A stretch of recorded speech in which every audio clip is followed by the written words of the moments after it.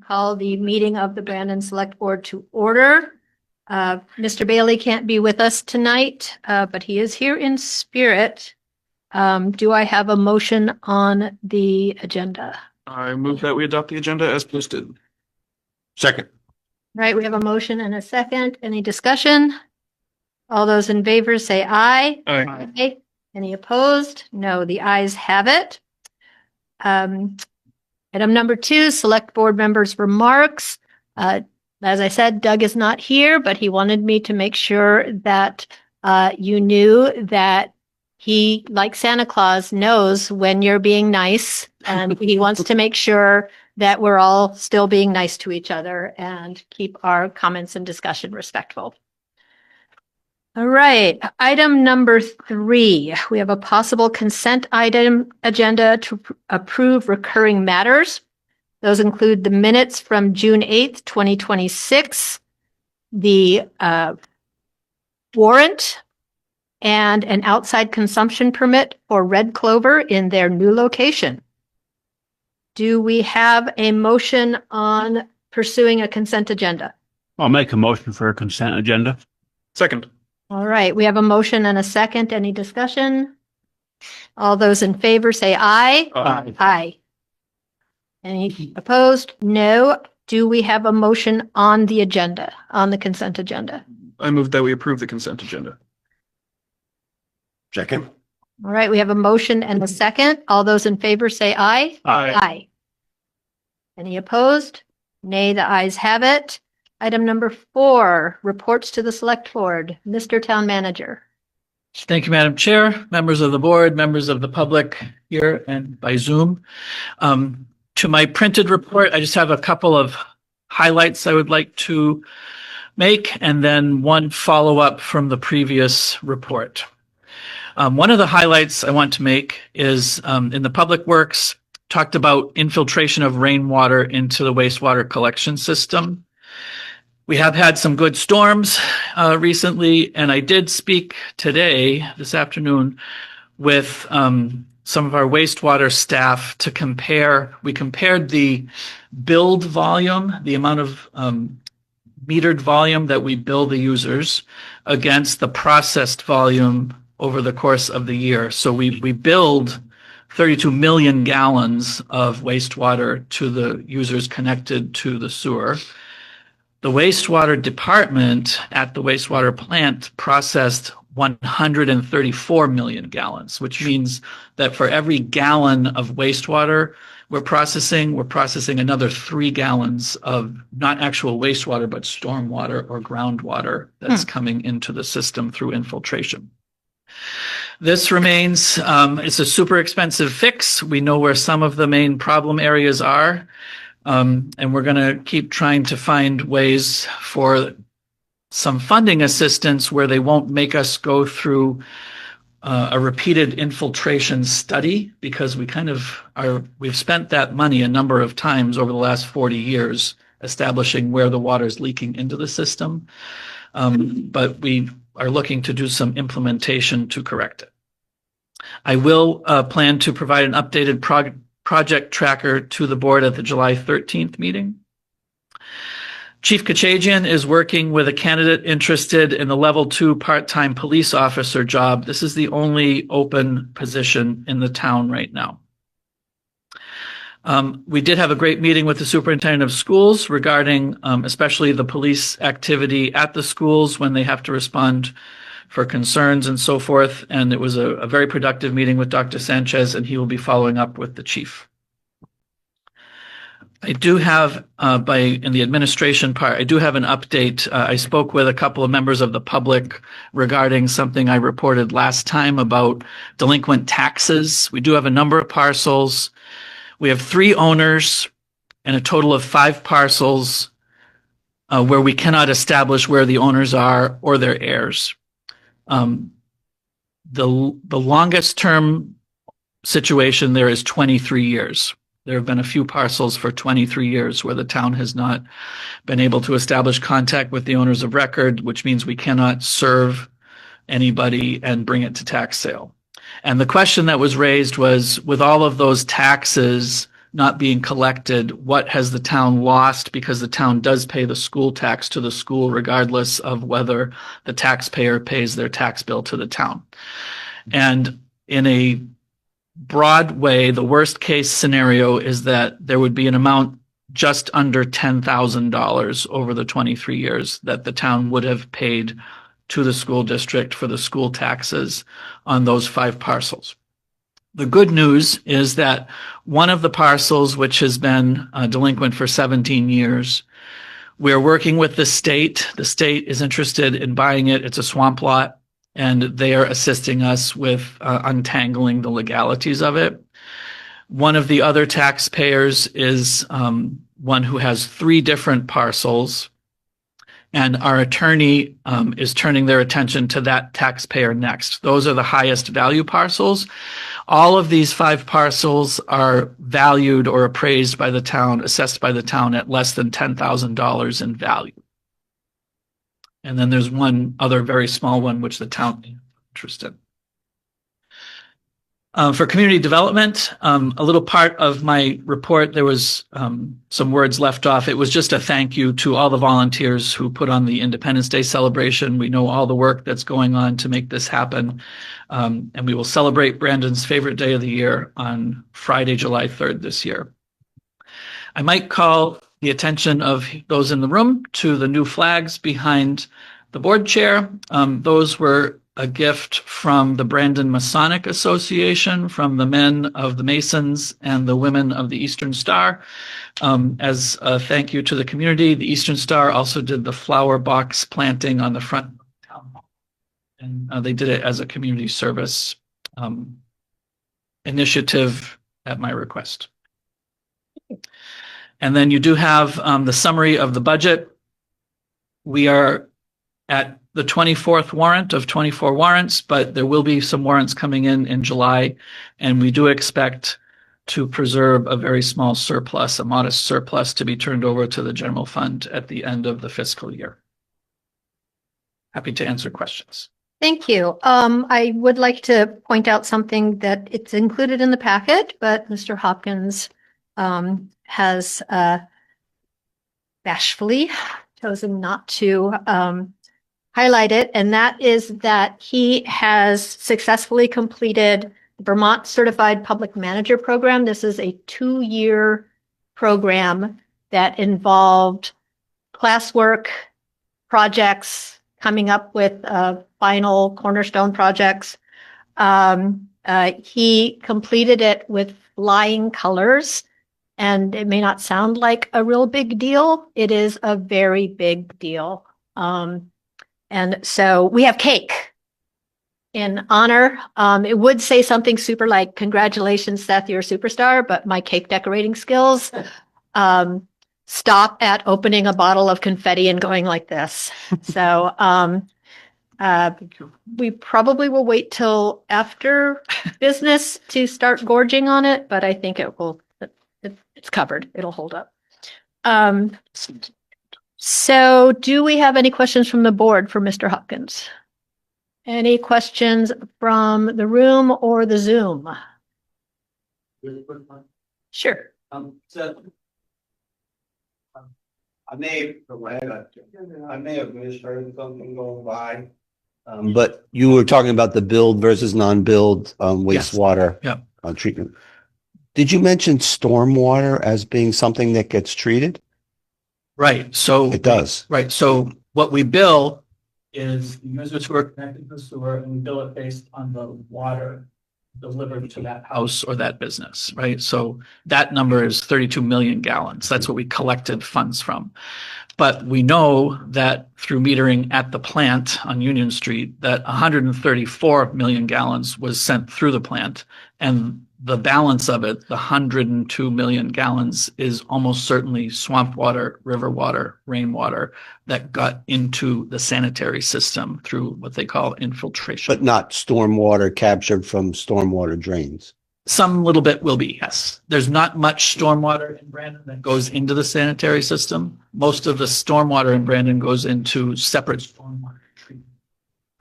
Kind of like sand filters and things like that in different locations. And some stuff gets discharged to the river directly. Not much goes through the sanitary system. Okay, yeah, that's what I had assumed. Yeah. Okay, thanks. And I'm sorry, I failed to include the usual remark that when you do have questions or items for discussion, to please come to the podium and state your name. If you can't come to the podium, we can bring a microphone to you. And that's for the benefit of both the transcript and the people on Zoom. So yeah, on the stormwater, wastewater issue, is it mostly like the old leaking sewer pipes, root intrusions? They think they've got the roots fairly well managed with Root X, but many of our sewer pipes were laid in kind of the shortest route that was gravity friendly, right? So a lot of them, because of Brandon's topography and hydrology, go through swamps or across the river. And we know where there are joints in those pipes, it's particularly prone to the pressure of river water or swamp water pushing into the sanitary main. Is there a kind of normal amount? Because I'm assuming no sewer system is Right. perfect on this. I don't know the Yeah. amount. I know that they like a little infiltration in the system because it flushes the system, right? They Right. like to kind of keep stuff moving so nothing gets plugged up in the system. But from the very kind of top connections of our system are up on like Furnace Road and Forestdale. And that road is right next to the river, and the sewer main there is very deep. And it's believed that that's one of maybe the top 3 or 4 places where a lot of natural clean water is getting forced just by hydrology into our sanitary system. That's an awful lot of water to be It's treated. a ton of water, that yeah, we absolutely. shouldn't have to be treated. Right. So that's more wear and tear on the pumps. It's more chemicals. It's more all of the stuff down there at the plant. Okay. Thank you. Any more questions for Mr. Hopkins? Mr. Moore? Thank you, Madam Chair. This is my report for the 22nd, 2026. Estabrook Court paving is complete. We'll be rolling out some paint and reconstructing the fence over the next couple weeks. It will be available for use on a first come, first served basis for use once it's officially opened. Swimming lessons are nearly full. Openings exist in some of the level 3 and level 4 classes. This year, the Brandon Masons have stepped up to make the cost to parents $5 per participant. We've added a summer archery with Melinda Hart that will take place on Tuesdays at the Neshabe School starting on July the 7th. Miss Michaela's summer dance intensives are back with dates in July and August, a great way for dancers to further hone their skills during the summer. Sensei Wade's Aikido summer sessions start on July 13th and will run through September the 28th upstairs. Field hockey clinic will be happening in Otter Valley August 18th, 19th, and the 20th. We'll continue to work throughout the summer to develop the hazard mitigation buyout properties into usable parks for the town. If you're interested in helping, please email community@brandonvermont.gov. Met with the ReBHS folks to discuss a plan for a donated bike repair bench to be placed at Seminary Hill Park on the triangle that is outside of the dog park that's at the west or southern edge of the park. But it's cool, made out of pipes, and it'll have a bike pump and opportunity for people to repair their bikes. Let's see. Some of the members of the Brandon Energy Committee will be working with the rec department to install more bike racks around town. Interested businesses should reach out to the rec department. We have one that's going to be going in at the Methodist Church per the request to help with the folks. They also house the Brandon Food Shelf, and they saw a need for folks with bikes. The Forestdale Scoping Study finalized report has been submitted. It's available for review on the project website, which is https://my.canva.site/Forestdale shared use path. I want to thank all the current members, Jim Leary and Jeremy DeZorda, and former members, Wendy Field and Liz Gregoric, and all the community members that took the time to more fully explore a lingering community question about how to connect Forestdale and downtown Brandon. We were expertly guided by a project manager in the person of Stephanie Burke of the Rutland Regional Planning Commission. As previously discussed, We are under no obligation to move forward with any of the work. This report could be used in the future if there were funding and a desire to do more work to make this connection. Clearly, that time is not now, as neither the funding nor community imperative exists to warrant anything beyond retention of the report. And that is my report for today. Thank you, Mr. Moore. Any questions from the board for Bill? Perennial request for updates on Union Street and how that's going. Still working through easements. Any questions for Mr. Moore from the room or the Zoom? Moving on. Item number 5, considering reappointments of board and committee members for fiscal year 27. These are the various appointed committees that help Mr. Hopkins and Mr. Moore and the Select Board do the work of the town. They include the Development Review Board, the Historic Preservation Commission, the Revolving Loan Fund Committee, and the Bravo Restorative Justice Committee, and the Planning Commission. Various members of those committees are up for reappointment. They have all expressed a willingness to be reappointed. And so we have the list in the packet, but briefly for the Development Review Board, we have 3 members, Jim DeMarais, Samantha Stone, and Ralph Ethier as an alternate, all of whom would be reappointed for terms ending June 30th, 2029. For the Historic Preservation Commission, we have Frank Bump to be reappointed for a term ending on June 30th, 2027. For the Historic Preservation Commission, we have Vicky DeSorda to be reappointed for a term ending on June 30th, 2029. And for the Planning Commission, Neil Fillins to be reappointed for a term ending on June 30th, 2027.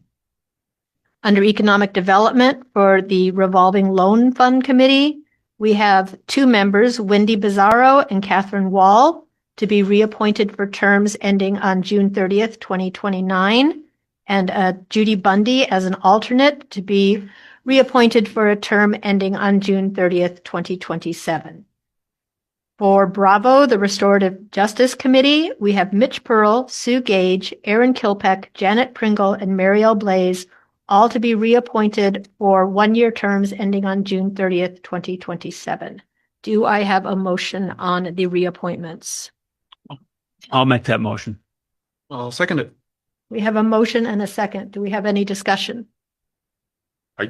I just want to point out that my name is on the list as one of them, but I still plan on voting. All right. All those in favor? Say aye. Aye. Any opposed? No. Ayes have it. Moving on. It is time to consider the comments or input on our draft update of revisions to the zoning fee schedule that was last revised in January 2021. Mr. Hopkins. Thank you. So you have in the packet, and the public has in the packet, that January 21 schedule, which was, it's the current schedule. And then the schedule that you had in the last meeting that had several pages, we just condensed into one page. We didn't change any of the amounts, I believe. And they're organized in 3 sections, one for residential permits, where the goal is to keep responsible redevelopment affordable. A second one for commercial permits, which is designed to recognize that those are usually much more cumbersome and require some specialty review. And then a third category of land division. So those are all there before you. And because they've laid over a week, this is just kind of looking for, do you have input or direction before we come back with yet one more, which would be kind of a final draft for you to consider adopt. Anything from the board? I reviewed it and against what the old fees were, and with the educational materials that were provided last week or last meeting with the first go round. These all make sense to me. So, I mean, I have no changes for a final draft. Do we have any comments from the room or the Zoom?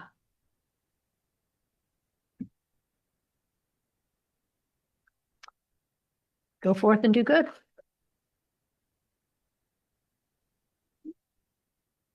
Item number 7. This is the consideration of whether to waive a late homestead penalty. Sue, do you want to address this?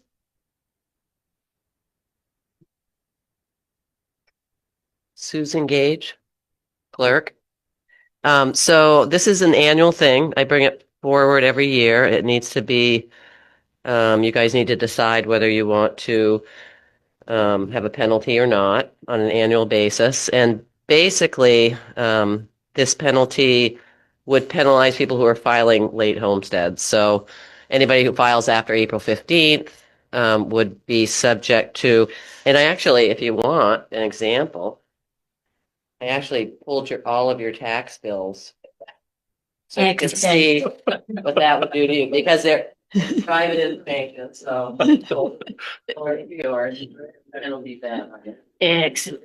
Oh, So I advocate against it because I think it nickels and dimes our taxpayers to death, and they don't need an additional penalty for something that most people do anyway. It's not, I mean, it's to everyone's advantage to file a homestead because A, it's a lower tax rate, and B, they can try to get a state payment, which, I mean, the way it's structured in Vermont, education taxes are essentially income based. So depending on where your income is, you'll get state money to offset your taxes. So it's well worth doing. I've never seen an issue of fraud, so that's never come up. And I just think I like to see you not. I like to see you not do the penalty. That's my hope. So my only question, because you and I have been talking Yes, about yes. this. So my only question is, can we waive the penalty for like the people who are late or for the people who goofed and didn't understand whether theirs was a homestead or not, but still have the penalty for fraud? No, Or we have to waive them all? no. But I can tell you that in my now 13 years of doing this, I've never seen a case of fraud. So I don't think, yeah, Okay. I think it's minimal if at all. Okay. Thank you. You're welcome. All right. So in past years, we've waived it. In other years, we haven't. I think since I have been on the board or paying attention to what the board's been doing, we have waived it every year. So that is that. So do we have a motion? How should this motion be structured? That you move to waive or you move to impose. Positive statement. Yeah, and if you'll like at the top is my question: shall the select board of the town of Brandon penalize late homestead filers? So when you sign it on the bottom, if you decide to waive the penalties, make sure you check off no. Gotcha. So Okay. you're answering that question. Yeah. I will move that we waive the late homestead filing fee as suggested by the town clerk. Second. We have a motion and a second. Any discussion? All right. All those in favor of waiving the penalty for late homestead filers, say aye. Aye. Aye. Any opposed? No, the ayes have it. And having said that, we check. Yeah. Okay. Thank you, Sue. and good moves. Yeah. Yeah, that's good thing I didn't fraudulently. That would hurt. Kind of gnarly. Yeah. Yeah. All right. Next up, to award the bid for the demolition and removal of a FEMA buyout at 191 Newton Road. Mr. Hopkins. Mr. Moore, sorry. Yeah, so we held a bid opening. This was a buyout that we started and completed last July. This is the natural progression of this process. We've been through at least 10 of these. We had a bid opening last Thursday. We had 10 bidders, which was nice to see. The apparent low bidder came in at $2,500 for the demo work. And that would be my suggestion as the select board to select the low bid as has been custom for these projects. I'd like to make a motion to award the bid to Richard Reed and Son at $2,500. Once the motion is made and seconded, yes. Second. All right, we have a motion and a second. Any discussion first from the board?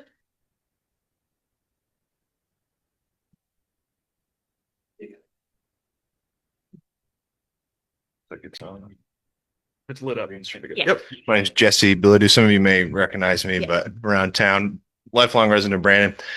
Find myself in a unique position here as a resident of Brandon and operate in the housing space, rental space as well, and also construction, to kind of try to touch on housing in town, the crisis that we find ourselves in, and trying not to see another dwelling unit leave the town of Brandon.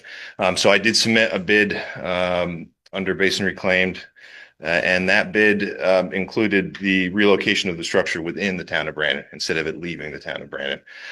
So on that point, I think the big things, obviously, I mentioned about housing as the work that's being done right now with rural development and the community action plan that's being put together. One of those items is housing. So I think we all know, right, that housing is a big factor in town, in the greater area.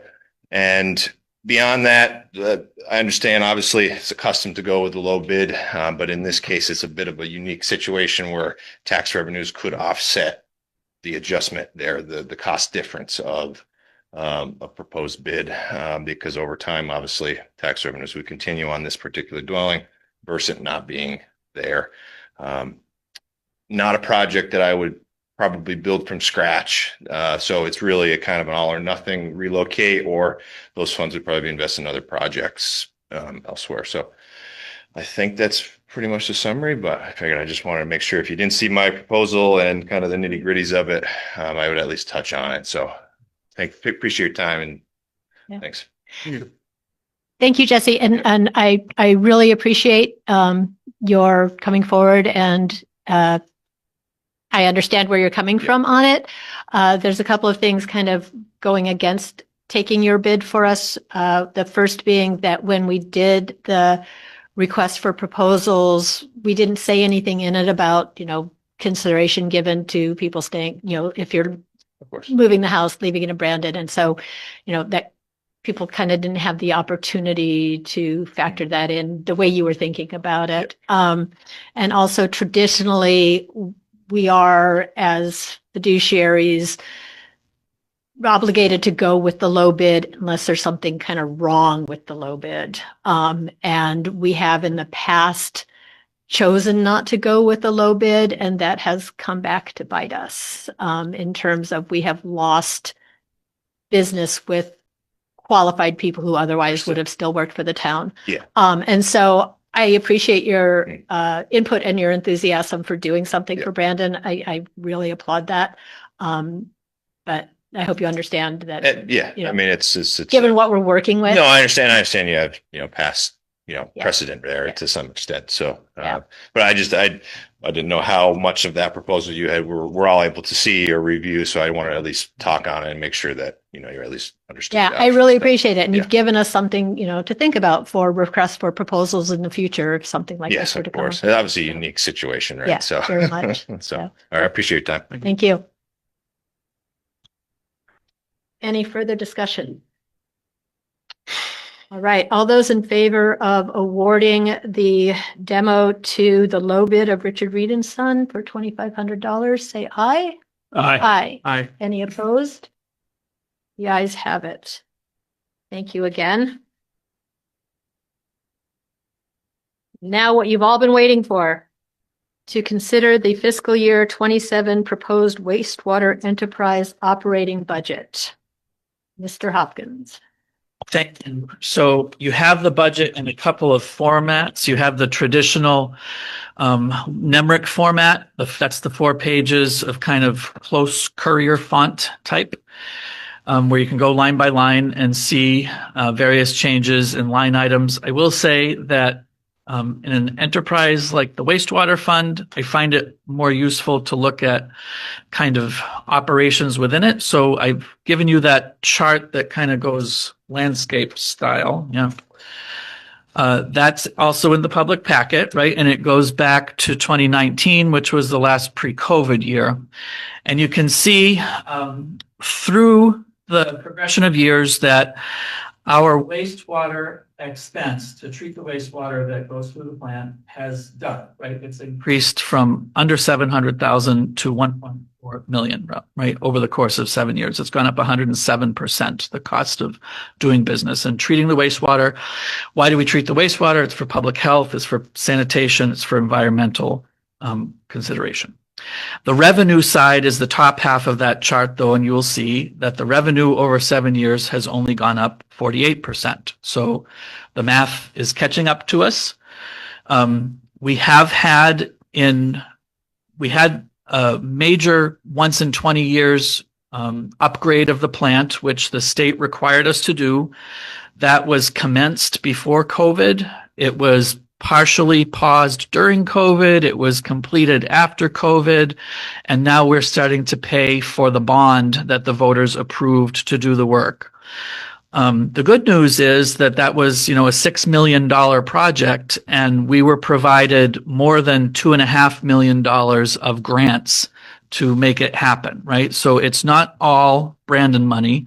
There's a significant amount of money coming from state and federal partners like USDA and the state clean water funds. However, because we now are into the repayment part of it, we do have some debt service that we have not had in the past. And it's going to be with us for some time because of the significance of the upgrade.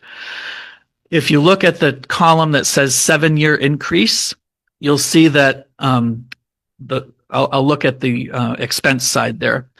The labor section has gone up 32% in 7 years, which is a significant amount.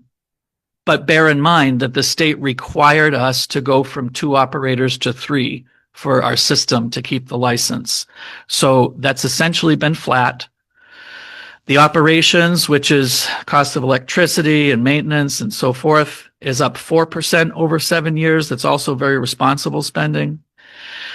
Processing, which is chemicals and sludge acceptance in Rutland and the trucking of the sludge, that has gone up significantly, 85% over 7 years. Our debt service is up 588% over 7 years now that we're paying back this major loan. In the first year that we looked at, the only debt payments going out were $36,954 for bonds that would be for like pump stations that had been upgraded. But last year, the actual was $254,349 for debt service. Insurance has actually decreased by 25%. Our capital investments have gone up, about doubled, and our depreciation cost, which if you have questions about, you're more than welcome to talk with the town treasurer. It does not affect, as you all who are in business understand, right? Like I've been in business, like it does not affect the cash flow, but it affects the balance sheet and it must appear as an expense. So you see the total expenses there. The next 2 columns are the budget that was adopted last year and the budget that we're proposing for this year. And if you look at those changes, there's a small increase in labor. There's a small decrease in operations. There's a modest increase in processing. There's a modest decrease in debt service. And the insurance is up 3%, which is, I think, flat funding kind of things. So those are the expenses as they are. Our proposal is, if you look, actually, before we get to the proposal, if you look at the chart that has the 2 circle graphs and then the stacked graph, you'll see in 2019, what you think of as actually running the place, labor, operations, and processing, that accounted for more than 60% of the total spending. But now, because of the debt service and more depreciation because of more equipment, labor operations and processing is way less than half. It's probably about 40%. So it's these other things that are causing the rate pressure on us. The suggested rate increase is given in, sorry, it's on the chart with all the numbers, the graph, the page with all the numbers, down in the lower left corner. The recommendation to make the budget balance and be sustainable is that the metered rate increase, this is the amount based on the water meter going in, the metered rate would increase from $8.50 to $10 per 1,000 gallons. That's a change of 11%. The base fee or unit fee, which is a flat fee, does not depend on what you use for water. It doesn't depend on what goes out of your house for water. It's basically the system itself. It's your share of the system itself. Similar to how we pay for roads. Doesn't matter, do you drive a lot? Do you not drive much at all? Like, we're all paying for the roads. That is recommended to go from $120 per unit per quarter to $140 per unit per quarter, an increase of 22%. I would note also that we have not raised either of those rates for 4 years. And the new bit is a new debt service line to be added to the bill at $55 per unit per quarter. That's expensive, right? There's no way around it. It's going to be $220 for an average household per year. And that, strictly speaking, is to pay the bonds that the voters have authorized now that the work has been done and now that the bonds are in repayment. So I will say it's a very expensive operation. It's the town's most expensive operation. It's approximately the cost of our police and our highway put together. And instead of spreading it out over 1,900 parcels, it's being spread out over 1,246 wastewater base accounts. It's a small tax base to support the system. We feel that the labor operations and insurances have all been really judiciously stewarded to keep them very, very low. The processing is, we're a little bit at the mercy of, there are only 1 or 2 companies that supply chemicals, these chemicals that we require for our system. And there's really only one feasible place to send the sludge, which is the city of Rutland. They have, again, kept the rate as close as they could for as many years as they could, but they had to increase their rate, and we are a customer of theirs, and we have to absorb that into our budget. The main cost that we're looking to, kind of get at is the debt service for the new investment, which was required. I put on your desks tonight this chart, which is kind of just a graphic version of the wastewater rates over time for the last 22 years. You'll see there have been periods of time when it's been steady for a number of years, and there's been periods of time where we've had a significant increase to get to the next plateau. We are unfortunately in the spot because this rate has not changed since 2023. We are in the spot where we have to make the next substantial crank up to the plateau, which hopefully we will be able to hold for a few years.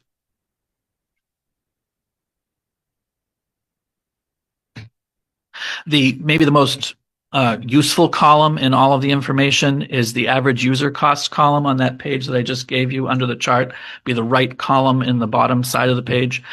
That's basically saying we process 32 million gallons a year. There are 1,246 base units. So an average house, an average user is 25,822 gallons. And that number is traced through from 2004 to the proposed budget. And the main thing people care about will be the difference from last year to this year. So in the current year, the average user pays $699 for wastewater. And in the proposed year, that would be $1,038. It would go up $338. It's a significant amount of money. There's no way around it being a significant amount of money. And I know that we've discussed off and on over the years other ways of billing, and I think that's kind of an ongoing discussion to try and figure out. having lived somewhere where on occasion we did not have access to clean water, I am thoroughly appreciative of the existence of clean water and not having cholera. I mean, I get it. I would like to continue to explore ways that we can maybe even out or make the process more consumer friendly, but also it's not like we're making a profit on this. And this is what it costs to. Yes, and relative to the conversation we had earlier tonight, even if we fixed all the infiltration problems, right, that really only affects that category called processing. It affects how much chemicals we throw into it and how much electricity we use to run the pumps and how often we have to replace pumps, right? And that's not a big portion of the overall budget, and it's not a piece of the budget that's increasing like crazy. The best solution is adding more users to the system, and that's a long-term solution, right? Because the fixed cost is the fixed cost, and the more people you're spreading it out over, the better it will be for everybody. But we do know that there are active applications for zoning permits now, like for about 50 units of housing that will assist us, but it's not going to make this, an insignificant rate increase. This is a significant rate increase. So what action? Yeah. How does the base fee work for, say, our large commercial businesses? So if it's a multi-unit apartment house Or a manufacturing business? So the base fee for a manufacturing business is essentially the base fee for a household. Like the base fee does not impact them as much as their consumption would. That's why we keep talking about going to capacity billing, because they might well have a lot of capacity required. But it's still only one operation. One unit. Yeah. In a duplex gets charged for 2 units. 2 units. Yeah. The base fees are not, in my view, they are not the most equitable way to spread the cost of the system around. They are a way, and they're a very widely used way, and they're accepted. And you'll see, systems trying. I mean, everybody will remember that we used to bill almost, I think at the very beginning of the chart 20 years ago, we were billing entirely on metered consumption. And we have been guided over 20 years to try to put most of the burden on fixed costs from each user to pay into the fixed costs of the system. So the base fee was the vehicle that they chose to do that. Have we considered separating residential versus commercial in terms of raising base fees for commercial to offset their consumption? We've talked about perhaps different base fees or rates even for like residential 3, which would be apartment houses with more than 5 apartments, for commercial and possibly for educational use. So we have a few, and we have a few industrial parcels, as you know, like we have a few things that are not residential 1 or 2. Residential 1 or 2 is single family homes and apartments with, less than 4 or fewer apartments in a building. That's what most of Brandon's taxable property and sewer connected property consists of, is residential of one form. Well, and I also know, commercial, you can have, a dress store that doesn't use much water at all, or you can have a restaurant or a brewery that uses a lot of water. Yes. So we'd have to. And so the capacity is, that's really, to me, that's the fairest thing, because you use these things called the state design flows, like where the state has said, okay, a dress store with 3 clerks, is only going to have this much capacity in the system because we know you're not running a ton of water. A brewery or, a congregate living facility where there's like kind of constant hygiene and cooking and stuff like this. Those design flows have been carefully developed over many years by sanitary engineers to come up with like a really reasonable expectation of how heavy and intense a use of a system is this versus that versus this. And that's why they make you buy the capacity based on that. So you might remember right before Elaine Smith retired, she completed that project for us. And we have justifiable, defensible capacities assigned to each of the users in the system at this point. So at some point, it may behoove the board to have the discussion. I didn't really want to cloud the issue of the budget because to answer your question, what essentially needs to happen is the budget needs to be adopted. If you're not ready tonight, it can be pushed off into July and we'll just keep spending on this year's plan. It's better if we can have it in place before the 1st of July. Thank you. Do we have a motion?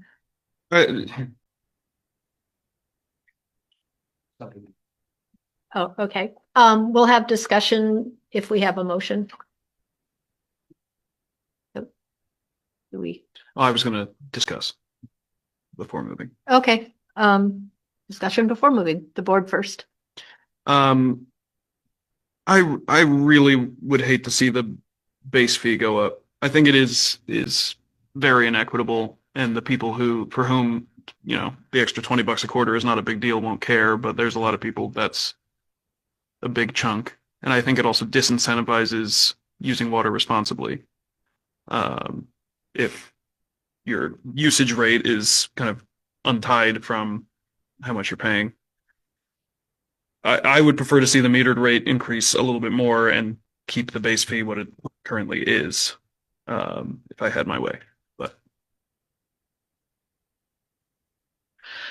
valid suggestion. I just want to reassert that the bond bank and other folks like Rural Water who have helped us over many years, not just recently, they've all really strongly encouraged us to get to a very stable, fundamental funding mechanism, which does not fluctuate with usage. And COVID was kind of like the test case for this is what happens when you put a lot of your eggs in the consumption or metered basket. And all of a sudden, we're not sending the kids to school, or there aren't people being allowed to go to their jobs, or this and this and that, right?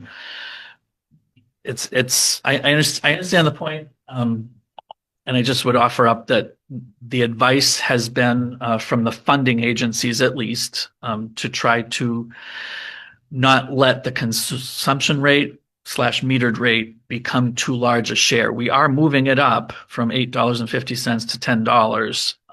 We would have to work out, again, what would be required to raise the same amount of revenue by leaving the base rate as it is.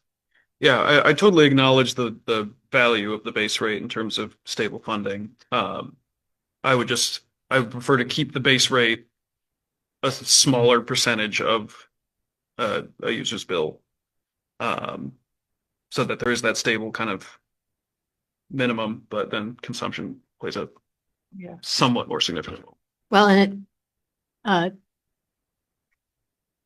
relying on consumption kind of puts us in kind of a double bind in that we want people to conserve water, but if they conserve water to, a certain extent, and that's what we're relying on for paying our bills, and suddenly we're not paying our bills. So it's one of those things that I've always, I've always felt like, well, you should pay for what you use. And I don't use all that much water except in the summer in my garden and when my husband makes beer. But then it's like, but if I keep conserving and pay for only what I use, and everyone does that, then suddenly we're having to process a lot of stuff without maybe paying for it. So, not quite sure how to work that out unless we just completely change our fee schedules to capacity or something else. And we had a comment.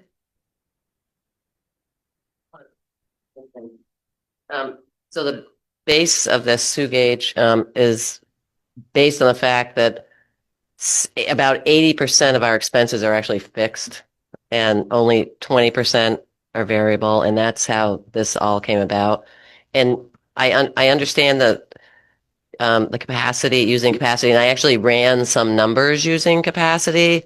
there are some weird standouts. Like an example, somebody who has a huge amount of capacity is the Legion. So their bill would run about, that it was about $3,000 a quarter. So, but they only have occasional things. The other things that are standouts in that respect are inns, who have maybe 20% capacity generally, occupancy. So, that would require some funny finagling. I think I would like to see us start looking at the wastewater soon after town meeting is over. I think it require, or maybe even a subcommittee it needs some study, I think, and some addressing, but it's a very expensive thing. And we were talking about 1,200 units, but there's actually only 928 accounts that get billed. So all of that money needs to be parsed out between 928 accounts. Barry? Couple things, but just quickly, I like my partner here, don't really approve of the way the billing takes place today. And I'm curious that with the capacity potential, does that also include a usage bill? Or does So it the fire district will always bill on usage, right? with respect to sewer? With respect to sewer, you could continue to have a mixed rate where there was something billed on metered rate of the drinking water meter, and also have the bulk of it done by capacity instead of a base rate. That's possible. Or you could just do it based on capacity. There's lots of recipes that will come up with the $1 million. It'll be up to the board, in other words. But as far as achieving equity, which we really don't have right now, and I understand Sue's position, but I don't agree with it. As far as achieving equity, is there a better potential for achieving equity with capacity billing and marrying that with usage billing versus what we do today with a flat fee and usage? I think so. Yes, I would agree with that. I look at capacity billing as being the closest analogy to how we bill property taxes, right? We bill property taxes based on what the best use of your property is. So if you're a single person living in a very large house that's mostly empty, we don't frankly care that you're only using a little bit of the house. We bill you your property taxes on the whole value of the house. Similarly for capacity, like if the state design flow, and again, most of the people in Brandon are just going to be paying based on a 2-bedroom, 3-bedroom, 4-bedroom house, whatever they have. Like we're all going to be paying nearly the same capacity. It's the exceptional cases that are going to draw attention. But if the state design flow is that, you require that our system does not have unlimited capacity. Our system has like 750,000 gallons of capacity that we can responsibly treat and still, be doing a good job. If we have to reserve X amount of that for you, then that's your share of the system, whether or not you're using all of it or not using all. I understand it's a very, from a user's perspective, it's a very complicated town to live in with respect to water and sewer because you have different agencies. Right. The different agencies have different boards, different points of view on things they need to achieve and how they need to do that. Yeah. I would really love at some point, and I'm not asking the board to do anything, but just to be aware that it would be really great for the user just to be able to have that looked at to see if there's a way that we can kind of make more equity in the billing with respect to both water and sewer, even though there are two different agencies. I mean, Cecil, you make the example from a usage perspective. In the summer, you use more water, you're watering your garden, whatever. That water is not being processed, but you're still paying sewer fees on it, for example. Because we have no way to deduct. I get it, dude. Yeah. I know it's very difficult. It really is. And that's you have to put a line in the sand somewhere on how we're going to measure. I get it. But if you say the average payer for sewer uses 25,000 gallons, you said a year. Like that's actual like mathematical. Yeah, and I know it's just a number on the wall, but I would love to see that 25,000 gallons, right? What it costs me to get that water use it, and then process it. That 25,000 gallons, because again, there's flat fees, there's usage fees. With the fire district, the same thing applies. There's no real, sewer aside, but water usage. There's really no pressure to be water conserving usage with respect to the fire district either, because of the heavy flat fee and the low usage rate. I just think it really needs to be looked at from a holistic point of view. You know, what is this costing me to use water? It almost feels like it's costing me way more than it should because of flat fees and. But when you say more than it should, right? But it based doesn't on my actually- usage. It doesn't actually cost the fire district to produce the water. It costs them to deliver the water, right? The water is free. The water's coming out. And of if the I'm ground. not using it, it's costing me a lot to not use It's it. costing you a lot to have access to it. Okay, well, Right? In the same way that we have access to the roads. Like you have to have the whole system in place to deliver clean water to your house. And you have to have the whole system in place to take the wastewater away from your house and treat it before we throw it back in. and I understand the point, Sue's point, and I'm sure the fire district's point is the same way. Infrastructure Yeah. is, you know, is consistent cost, right?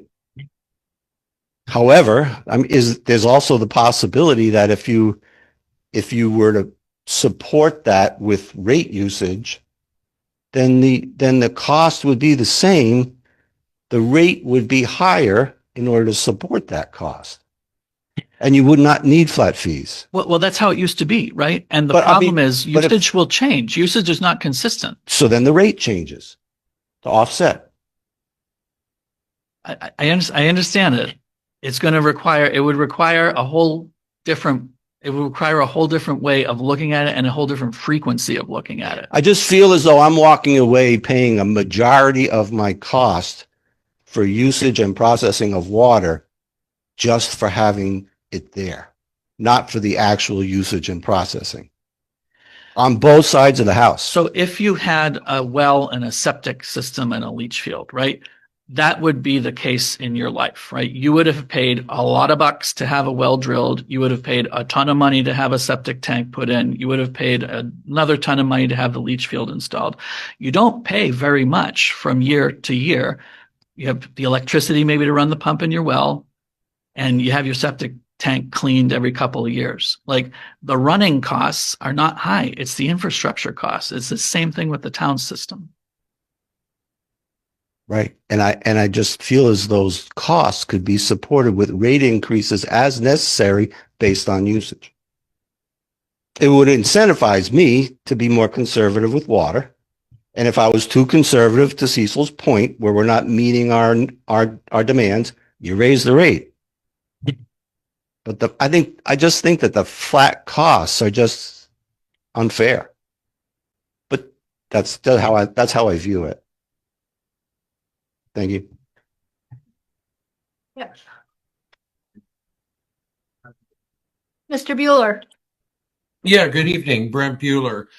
What's the other side of the equation with I know this isn't with your purview, the fire district? Are they proposing massive increases as well? Because I know they were talking about a second tank or something located someplace else. So are they going to hit us as well? Because I look at the bill as one thing, water and sewer.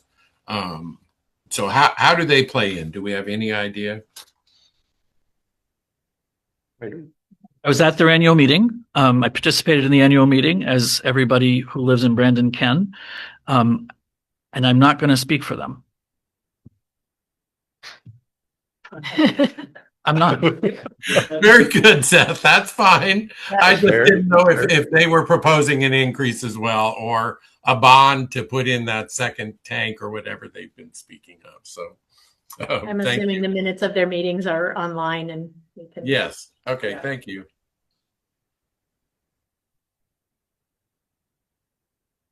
What is the pleasure of the board?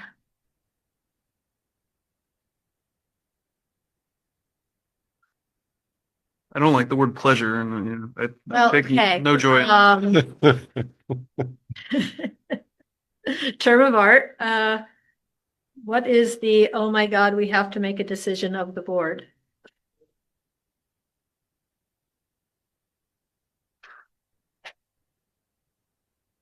Make a motion, we hold until the next meeting.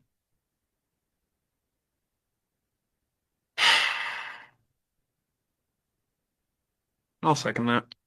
All right, we have a motion and a second to hold until the next meeting. All in favor? Say aye.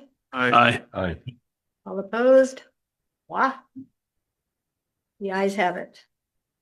Could I just ask the board, what would you like me to do between now and the next meeting that will allow action?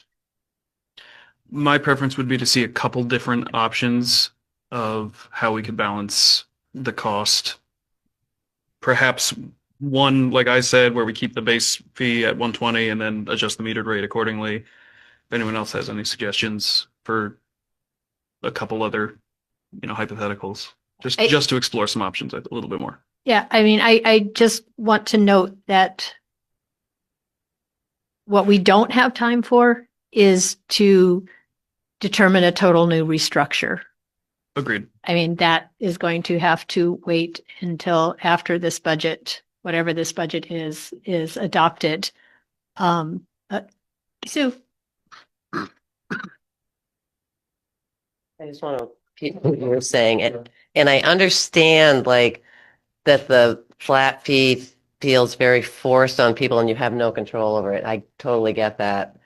I'm in a situation where I have a tiny room that I pay for 2 units, so I'm double what most people pay. And when I looked at capacity, I just ran numbers and said, well, let's just look at capacity.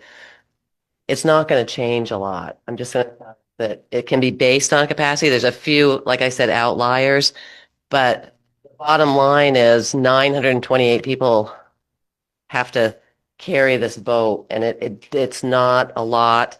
And if we put it all in usage, which we could do, your fees are going to be way up there. And then the occasional running toilet, when someone's usage goes way up, they would be thousands and thousands of dollars. It's a catch-22, but I get it. I understand where there's not a lot of control. It's just an expensive piece of machinery, I think, ultimately. Yeah, and I know a lot of this is sort of rearranging the deck chairs a little bit.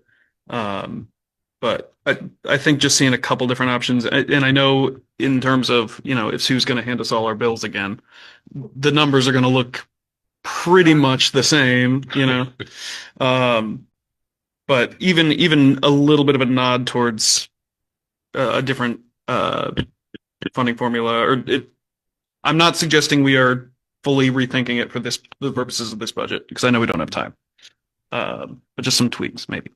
I just noticed that there was a question put in the chat. What it says. There's a question in the chat we're just noticing from Vicky DeZora says, does that capacity include stormwater runoff?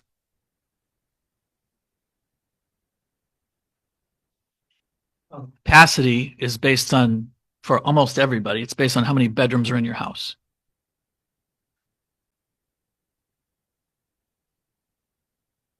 How many years is the bond for? 20. And this was a bond that was voted on by the public. So, I mean, yeah. So, all right, Mr. Hopkins, can come back to us. If need be, if you come back to us with something. Would you consider adopting the expense budget and telling me to come back with options for the revenue side to balance it? I'm open to that. I would. Yeah. I'd appreciate that. Okay. I move that we adopt the expense budget as recommended. Second. Okay, we have a motion and a second on the expense budget. All those in favor say aye. Aye. Aye. Oh, I'm sorry, Jan, did you want to say something? Yeah, I had 2 questions on the budget. On the expenses? Yeah. Okay. So on page 2, you go down to auditor. Yeah, about a third of the way down. Yeah. The auditor is going from 5,000 to 9,000. Right. What? So the caused The that? way that we do it is the town gets a big audit done of all of its funds, and the general fund pays all of it and the wastewater fund reimburses it. And so in looking at the amount, the values of the funds that were being audited, the complexity and so forth, it seems like this is the equitable share from wastewater as opposed to I think the audit now is running into the $30,000 range a year. Does that ring a bell, Sue? Yeah. So we have around $5 million of funds running through the town every year. And this is like $1.5 million. And it had the big loan, the big bond. Yeah. That's how it's figured out. Page. About 10 lines down, collection system. How come you don't have a budget, but you have an actual? Yes. Budget, actual. Right. Budget. So that's an interesting little accounting thing that happens. So we're going to continue to spend to improve the collection system and the aeration system, which is the line below, wherever we can. And it's funded through, if you turn the page to the top line on the next page, you'll see there's $190,000 budgeted and exactly that amount expended every year. So what happens is we have that amount that gets funded by the user budget and put into like a capital account that can be used for repairs of the collection system and aeration system. So it gets sent out of the operating budget into like a capital budget. Okay. Yep. All right. Any further questions or discussion? Brent's hand is, I don't know if that's Still. Is your hand still up or is it just a residual? Sorry, I lowered it. Sorry. Oh, okay. All right. So No. all those in favor of approving the wastewater expense budget, say aye. Aye. Aye. Any opposed? No. My other question, Seth, Yeah. was, would you want the board to potentially schedule a special meeting to approve the revenue before July 1st or? I don't necessarily think it's important because you have one more bill coming out based on last year's adopted budget. So that bill will happen on last year's rates and structure, and there's enough breathing room before the next bill is issued. Okay. All right. Excellent. Thank you. And make a note to self to start discussion of wastewater funding.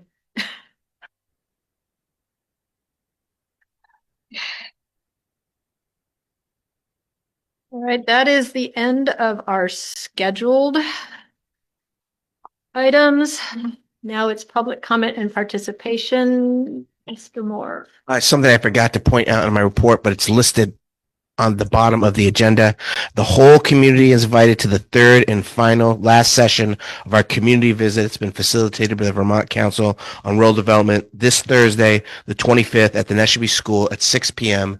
And I believe there's pizza involved, but that's where they're going to be providing some information, bringing in some outside consultants, and forming groups to tackle some of the issues that we talked about at the other visits, the other meetings. So for public comment, I have something before we open it up to the public. And this was a constituent asked. And now that school is out, it's becoming even more of an issue of kids and adults riding their bicycles, electric bicycles and electric scooters on the sidewalks downtown. Just a reminder, if you know someone or, have a child, that we understand why Route 7 isn't the greatest place for your child to be riding their bicycle or scooter, but if they are on the sidewalk, pedestrians always have the right of way. The best practice is to get off your bike and walk it past the pedestrians. Watch out for the DBA planters. If you do hit one and knock it over, please clean up after it. And to the kid who was riding the dirt bike down the sidewalks downtown today, that's a big no-no. That's all I have to say.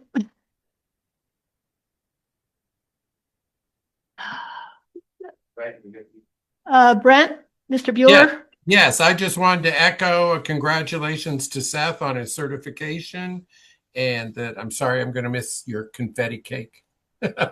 Thank you. We'll save you a slice. Okay. No, we won't. All right. And Ms. DeSorda. Thank you. I have a couple of different lines of questions that I'd like to ask the board tonight. The first one is last year in the peak of the drought between September 11th and October 7th, I believe, there were no less than 6 communications with a select board member regarding a pile of tires that were in the Otter Creek on Union Street. And I am just curious if those were ever cleaned up and removed from the river. Remember being told about this. I remember there was difficulty in them getting down to it, and I do not know for sure whether those have been taken out or not. I'll check with the highway department. And I had no knowledge of this, so can't tell you. Okay. Well, I just wanted to point out that less than a year prior to that, there were some asphalt shingles in the same body of water on Lower Carver Street that was the catalyst for discussions about closing the road. And asphalt tires are significantly greater environmental pollutants to water than the asphalt shingles. So, you know, they have highly toxic microplastics and chemical cocktails that cause acute aquatic mortality. So I'm just wondering why there wasn't the same sense of urgency for removing these environmental pollutants from Union Street as from Lower Carver. I believe there was assigned an urgency to it. I just don't know what the resolution was of the difficulty in accessing on Union Street, and I will find out. And I agree that we shouldn't have pollutants in our waterways. Thank you for bringing it to our attention, and we'll keep after it. I have a few more questions regarding, I read in the online paper, the Neshby Current, I think it was last week, that a gentleman is again bringing up, you know, the problem of dumping on Lower Carver. And I know in 2000, the end of the year there, around 2024, that there were several suggestions made by area citizens as far as, you know, posting signs, blocking some of the frequent dumping sites, and adding trail cameras on either end of the road. And I haven't, you know, I've been down there probably in the last month or so, and I had not seen any such actions. So I'm wondering if the town has taken any steps to try to deter dumping on Lower Carver. Yes, we have. So signage was placed and it was promptly shot at, and some of the sign stakes I know were removed. We have not placed barriers against the pull-off spots, but it's under consideration. And what was the third one? Oh, trail cameras. Trail cameras, I question whether those are going to last any longer than the signs. And I also question whether the police would be able to proceed with an action based on what they see in trail cameras. Because I've understood that they're not eager to use that for evidence. From what I was told, that the signs that were put down there by citizens and not officials. The town put signs. There may also have been citizens who put signs, but the town placed signs. And another suggestion was to pass an ATV ordinance here in Brandon, And I don't believe that's come up as a topic of discussion for the board. I know Pittsford has an ATV ordinance, and that road would be an excellent connector between the two towns if an ordinance were passed. Hey, Vicky, this is Bill Moore. So when this has come up in the past, in significant ways, we've tried to get citizens or community groups to start working toward a possibility of that happening. It's, aside from a mention here or there at a select board meeting or somebody catching you on the street, as a rec director and somebody who enjoys ATVs, UTVs, the first course of action for nearly all of these communities is to have a community group of riders and organizers form an ATV club so they can be a policing arm, enforcement arm. So if and when the municipality decides that having ATVs on some of their roads is acceptable, that they have a group out there advocating to make that happen in as safe a manner as possible. Okay, I know a few years ago, Bill, you and I both sat at the Brandon House of Pizza with such a group, and Dick Shaw from the House Representative for Pittsford, and I believe Representative from Vasa and Vast, who were very enthusiastic about doing so, and it fell flat. I'm not sure how that happened. I can tell you exactly how it happened. It was February 28th-ish of 2020. Then COVID happened, and the person that was motivated mostly, who actually helped convene all those people, I think they actually moved out of town. And as you know, again, I implore anybody that ever comes up and talks to me about it, I say, let's get together, let's create a committee, let's make this happen in a way. So, I mean, again, if you've got people you want to rally, people that are really interested in making this happen, the rec department's here to help facilitate that in a way that's sustainable. Okay, And I would just add that, if a group such as that were formed and they wanted to propose a town ordinance or some sort of change to town road usage that was specific to Brandon and the trail availability and road availability in Brandon, the select board would be happy to entertain it. But it really needs to be tailored to Brandon and not based on what might be working in another town. Okay, I just want to mention one other thing for the board, for your knowledge and future consideration too, is the Vasa Trail System. They have a volunteer group that maintains and polices their trail systems. So potentially adding that road to their trail system. And they also have, I believe, $1 million insurance policy that would cover any riders using it. So that might also be an alternative to either an ordinance or an ATV club.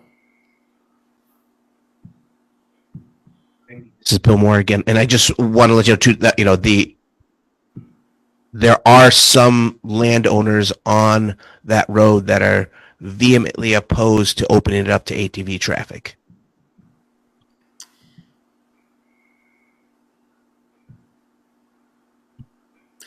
Isn't that a public road? It is. I'm just making sure you knew that. That's all. It's a public road. And I think what Bill was noting is that when we are talking about changes to uses of public roads and allowing certain vehicles on them, that we do have to take into consideration the opinions of the people who live and work on those roads, as much as we take into consideration the opinions of the people who want to use those roads. But I appreciate your input. And, hopefully this is something we might move forward on if there is significant will in the community. Any other items for the public good? Otherwise, Mr. Cool. Motion to adjourn. Second. Non-debatable. All those in favor say aye. Aye. Aye.